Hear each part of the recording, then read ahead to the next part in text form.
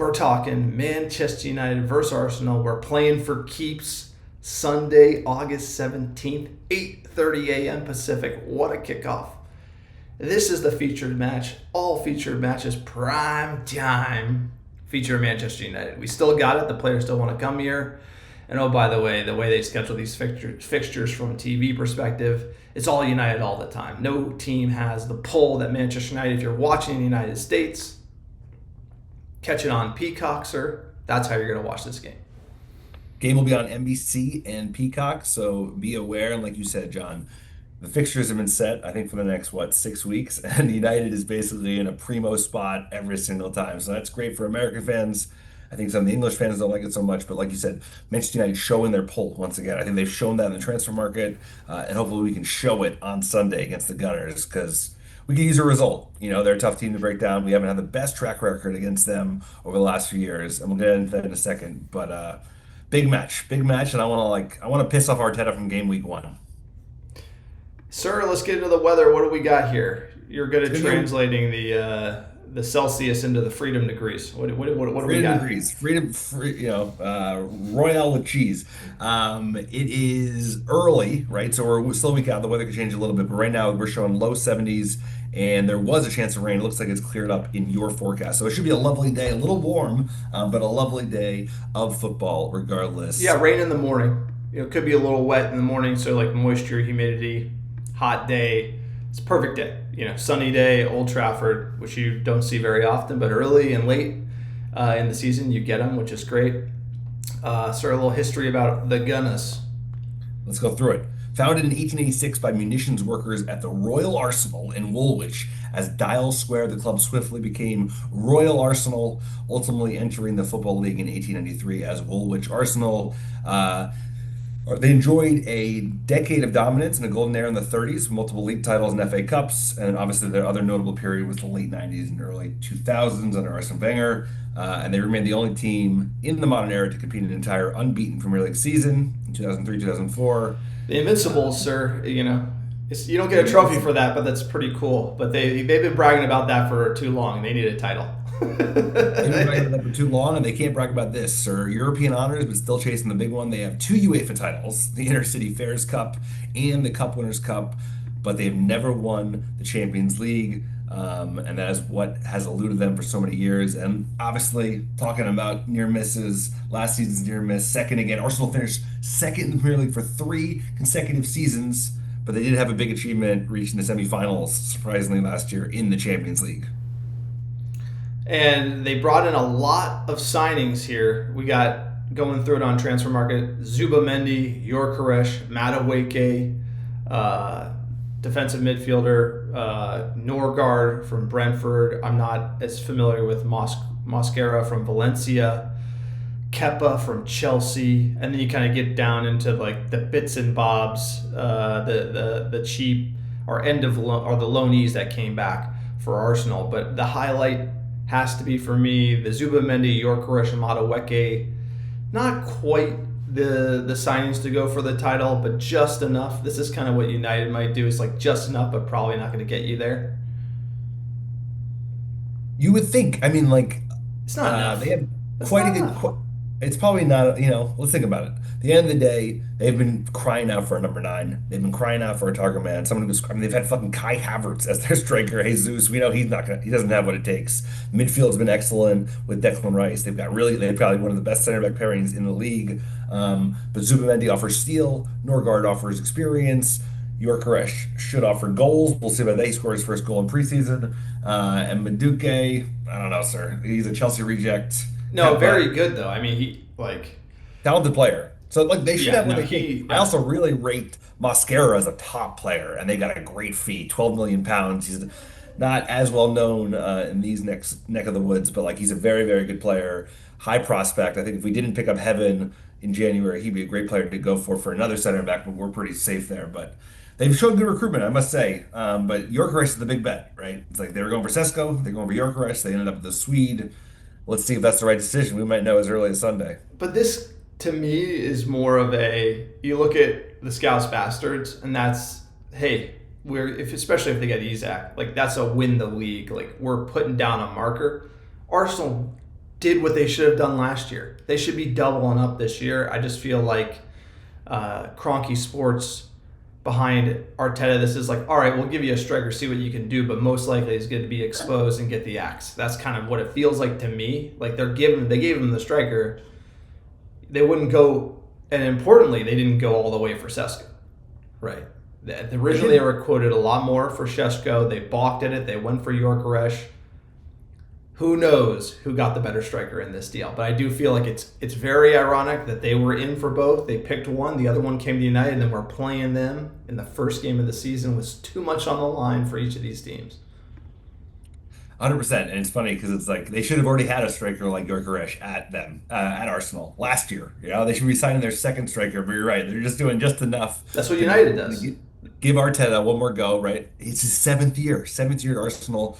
They're still seeking their first Premier League crown since 2004. He's only won one piece of silverware, the FA Cup, since being there. We're talking, of course, about the hothead, the 43-year-old Basque coach, born in San Sebastian, obviously a midfielder, played for Barcelona B. Make that clear, Barcelona B, PSG, Rangers, Everton, and Arsenal before retiring in 2016. Pep's second-hand man, and then joined Arsenal in 2019. Talking about tactics, sir, he likes a structured 4-3-3 with the fluidity, which means a controlled possession, overlapping fullbacks, and dynamic inside forwards. Big on the balance and aggression, right? He likes to combine defensive solidity with a rapid, well-timed transitions. And lastly, we know about marginal gains mindset. Everyone laughed at him when it was all or nothing, just seeing the madness of the light bulb. But they're also very renowned, and worth noting is that remember we saw last season, the last couple seasons, inventive set piece routines. They have the specialist Nicholas Jovar. They've scored like the most goals of set pieces and corners of anyone in the league over the last couple seasons. They're super dangerous in the box. This is United. We're a little vulnerable now. We don't have as much size as we have in the past, and this is where they're going to look to exploit. If you remember last season's game, they were like pushing for corners because that were their best opportunities to get a goal at us at Old. Yeah, and we felt small against Everton, and they had their Gabriel. They have the big center backs who are involved in the mix and scoring. Looking at the lifetime fixtures versus Arsenal, we won 102, drawn 51, lost 90. It's tight, but United always have the edge. We got the history, sir. It's just a little bit of a rough patch. First time we played them, October 1894, Newton Heath versus Woolwich Arsenal. We drew 3-3. Something tells me we might get a draw. Last 5 versus the Gunners, lost 3. 1-1, drawn 1. The last game being that 1-1 at Old Trafford that we were there in the Stretty cheering on the lads, which was a great match. It felt like a win inside the stadium. It felt like Old Trafford woke up, tale of two halves. First half, everyone was screaming at Onana. Second half, it felt like the Old Trafford woke up. That was a little bit of the spark that took us to the Europa League final. I think we're going to have that spark from the jump, and it's about the team and Amram capitalizing on that, because we can't come out wet noodle. That Florentina performance lacked the juice, but it's preseason. We got to have the juice. I need lads leaving a mark. I need us going for broke. We got to win this game. It's really important, I think, for Amram to win this game. Give him a little bit of space, sir. It would buy him so much goodwill heading into the season. If he was even get a draw or a gritty win, like you said, we needed them to come out like they came out in the second half in this fixture last season, right? It was night and day. First half, we were like wet noodle. Then Bruno scores that free kick at the end of the first half, and United just said, hey, man, we can fucking play against this team, and we need to show that we're not afraid of nobody and go out there and look to take it to them. We have Mbeumo, we got Cunha, we got Bruno, we got great defenders. We have to just go for it. And like you said, we can't come out soft, because they'll come in and they'll fucking score goals and kill us before we even get a chance. So I think coming out hot is very, very important from minute one. Set the tone and get Old Trafford on your side. I think we saw that too. Is like the impact that you can have by having the fans on your side early to kind of like stifle the opposition and rev up the home team is massive. And that only happens by like hitting the gates hot from minute one. Yeah, and if you want to check out some of that atmosphere, if you go to our YouTube page, there's actually a vlog playlist, and when you can actually watch the Arsenal game, we're in the Stretty when Bruno scores that amazing goal, and there's nothing like it. It's such a special moment when you're in Old Trafford and it wakes up. We've been there.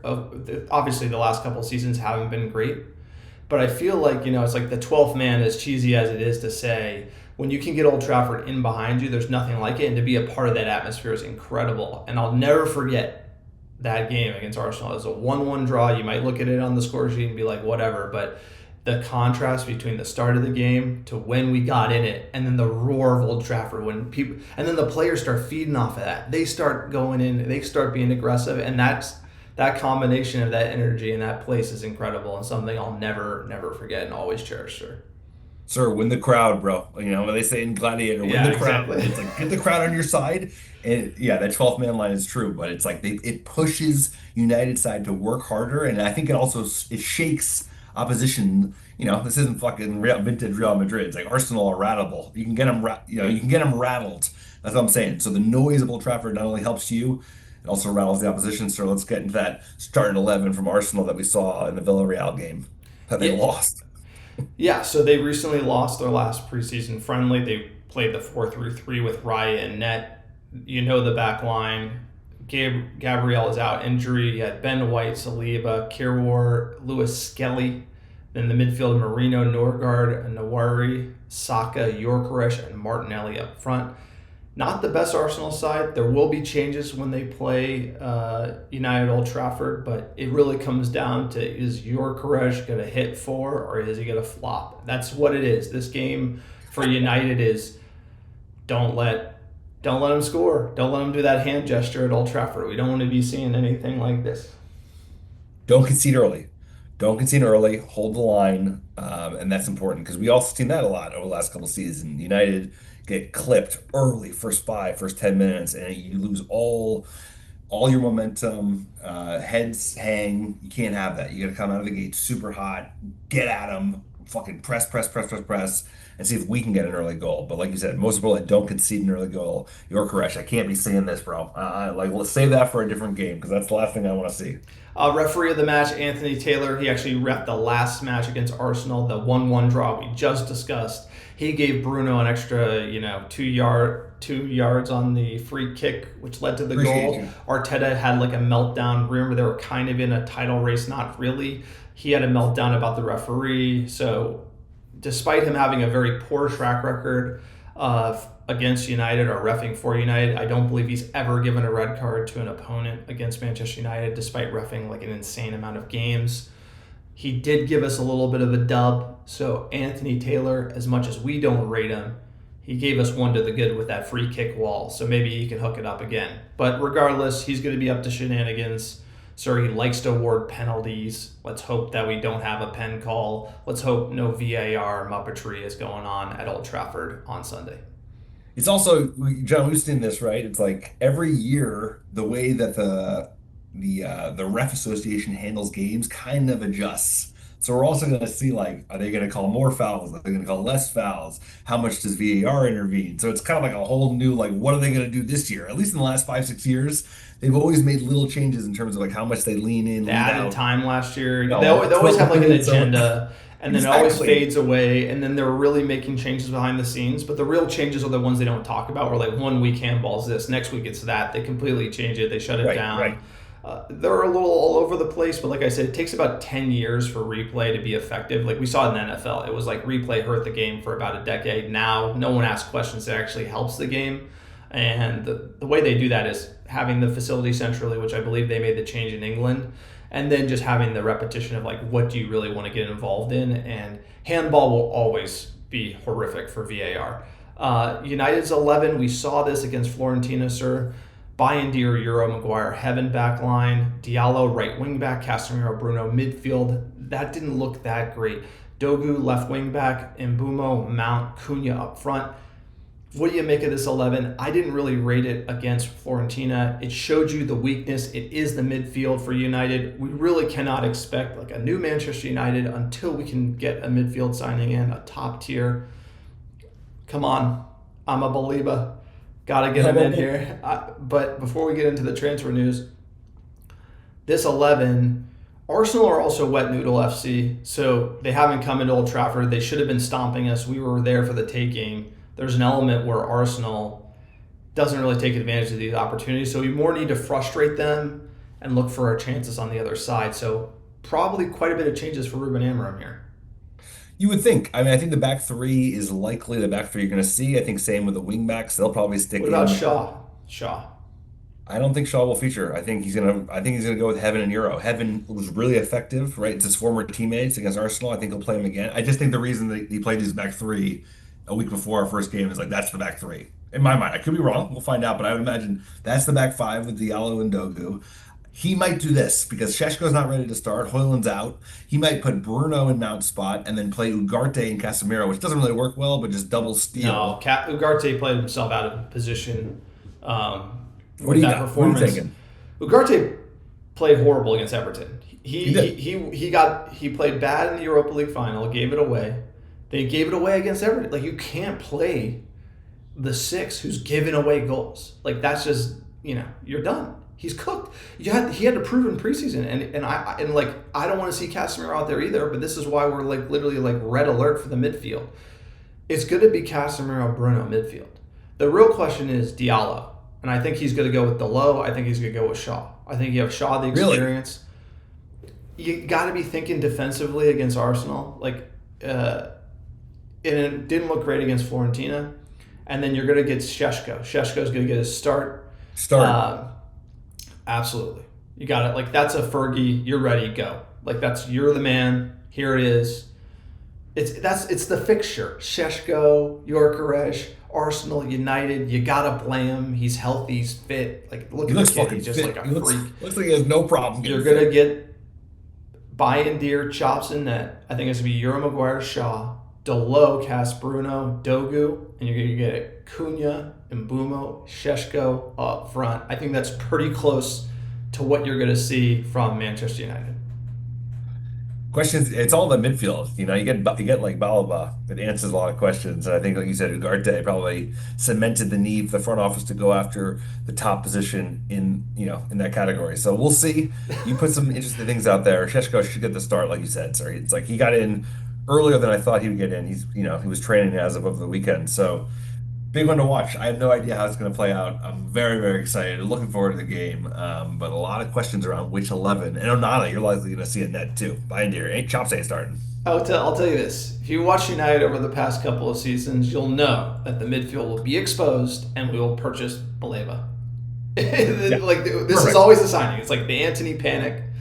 There's always like the one signing, the one key that they leave late. We get just gazumped live. It's exposed live. Like you watched against Fiorentina. You saw it against Everton. You saw it against Fiorentina. We're struggling with the midfield.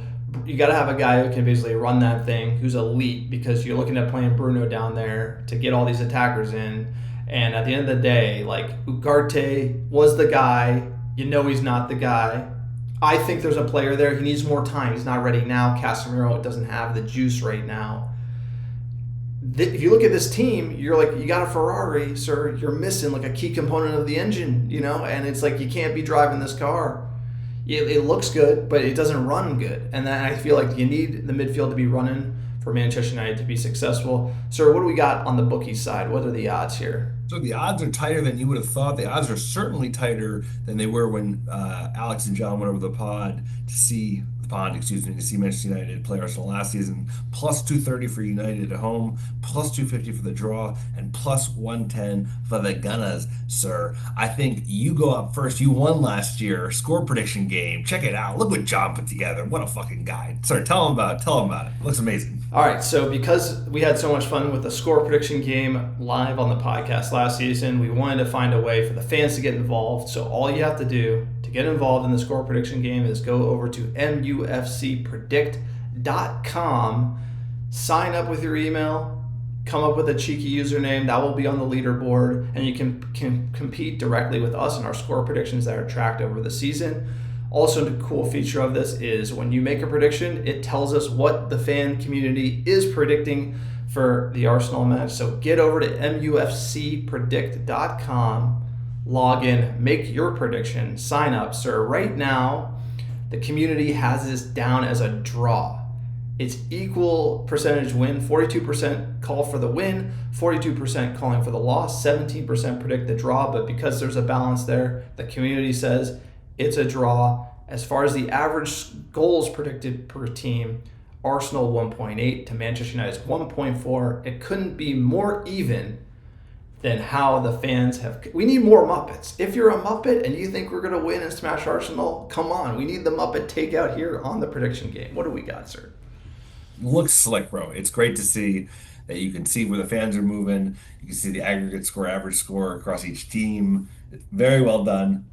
You want to go first? You want me to go first? I mean, it's already in the system. No, but why do you think the fans are cagey on this one as the draw? I'm very surprised. I thought, I created a website for the fans. I thought it'd be 100% win rate for Manchester United. I'm very surprised anyone's predicting a loss. I'm very surprised. You know why? You know why? Because now there's a public record. You can't just can't make a prediction into vapor. It's like there's a record of how well you do. So there you go. I think that's why. And you can compete with us. So as Muppety.